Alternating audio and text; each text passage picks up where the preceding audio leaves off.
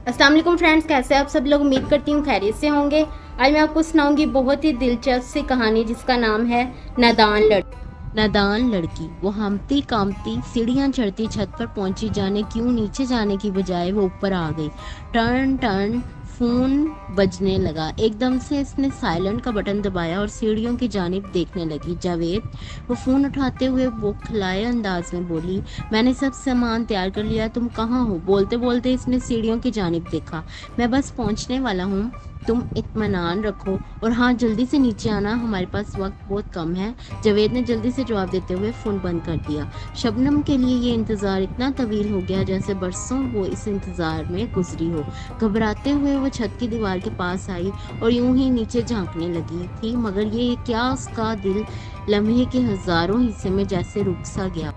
जावेद गली के नुक्कड़ पर बाइक पर अपने दो दोस्तों के साथ था और उसके दोनों दोस्त बाइक से उतरकर एक साइड पर हो गए और जावेद का रुख शबनम के घर की जानिब था।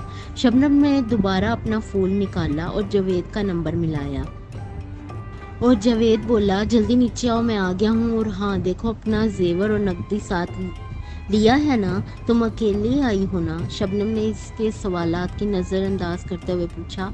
हाँ, मैंने अकेले आना था तो जाहिर है अकेले ही आई हूँ ना।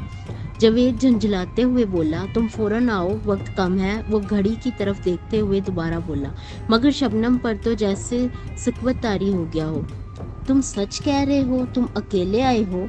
शबनम की सुई वहीं अटकी हुई थी। जावेद पर जैसे शक गुजरा, वो फौरन नरम अंदाज अपने में बोला, क्या कोई अपनी जिंदगी से भी झूठ बोल सकता है? मैं तुम्हें किस तरह यकीन दिलाऊं कि मैं तन्हा हूँ? तुम आओ और खुद देख लो, मैं तन्हा आया हूँ। अब की बार वो कुछ ज्यादा ही तफसील से जवाब दे गया। दोनों तरफ सकवत छा गया। शबनम की आवाज ने सबको तोड़ा तो जैसे जावेद पर हैरतों का पहाड़ टूट पड़ा। वो कांपती आवाज में बोली, चले जाओ और अब दोबारा कभी मेरे घर का रुख ना करना। अगर तुम यहाँ आए तो जान लो मुझसे बुरा कोई ना होगा। इसे अपनी आवाज किसी खाई से आती महसूस हुई। कौन सी दोस्त थी मेरी जिसने मुझे तुमसे मिलने से ना रोका हो? मगर मैंने किसी की एक ना सुनी, यहाँ तक कि अपने माँ बाप को धोखा देने चली थी। इनकी आंखों में धूल झोंक कर मैंने तुम्हें अहम जाना और तुमने आज बता दिया, मुझसे बढ़कर कोई पागल ही नहीं हो सकती। बेदर्दी से वो गाल रगड़ती काल बंद करने लगी कि वो गोया हुआ।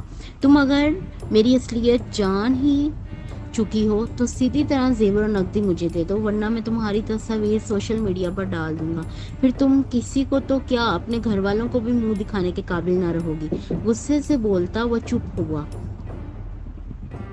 हर बेईमान इंसान की तरह वो अपनी असलियत पर उतर आया, मगर शबनम पर उसका असर न पड़ा। वो फट पड़ी, जाओ जो जी में आया कर लो, मैं किसी सूरत तुम्हें फूटी कोड़ी तक नहीं दूंगी। और एक बात याद रखना, जब कोई तौबा करे तो वो इसने आसमान की तरफ शहादत की उंगली उठाते हुए कहा, वो किसी की तौबा रद्द नहीं करता और जब आजमाता है तो अपने बंदे को रसवा नहीं करता। ये कहते ही उसने फ़ोन बंद करते ही दीवार पर दे मारा और ऐसे रोने लगी जैसे उसका कोई अपना मर गया हो। मर ही तो गया था ना उसका ज़मीर। आह, क्या होता अगर मैं छत पर ना आती और इसके दोस्तों को ना देख लेती। यकीनन मेरा भी जिक्र इन लड़कियों में होता जो अपने वालिदैन की नाफरमान होती हैं, दर दर ठोकरें खाने वाली, जिन्हें कभी कभी इज्जत नहीं मिलती, वो जो माँ बाप की इज्जत को इसकी दहलीज पर रौंद कर अपनी ख्वाहिशात के पीछे घर से निकलती हैं। पछतावे के आंसू बहाती वो अब सीढ़ियाँ उतरते नीचे आ रही थी जैसे सदियों का बोझ उसके कंधों पर आ पड़ा।